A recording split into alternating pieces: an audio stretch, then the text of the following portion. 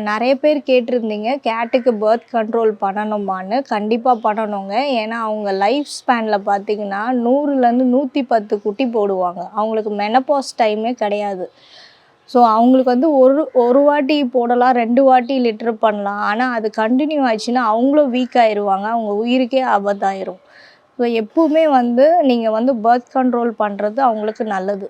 Litre பண்ணிட்டு ஒரு 45 டேஸ்லயே பார்த்தீங்கன்னா, மறுபடியும் வந்து மேட்டிங்க்கு போயிருவாங்க. ஸோ, அந்த 45 டேஸ்க்கு அப்புறம் கொஞ்சம் கேர்ஃபுல்லா இருங்க.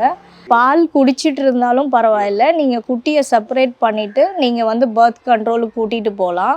நெறைய பேர் நெனைக்கிறீங்க, பர்த் கண்ட்ரோல் பண்ணா அது வந்து ஏதாவது உயிருக்கு ஆபத்தாயிருமான்னு. அப்படியெல்லாம் எதுவுமே கிடையாது. நீங்க பண்றது தான் அவங்களுக்கு ரொம்ப ஹெல்தியா ஆவாங்க. ரொம்ப வீக்கா இருந்தாங்கன்னா, டாக்டரே வந்து சொல்லுவாங்க. கொஞ்ச நாள் வந்து மல்டிவிட்டமின் குடுப்பாங்க. ஸோ, நீங்க அத கன்டின்யூ பண்ணிட்டு, அவங்க எப்போ டேட் ஃபிக்ஸ் பண்றாங்களோ, அன்னைக்கு வந்து நீங்க கொண்டு போய் சர்ஜரி பண்ணிக்கலாம்.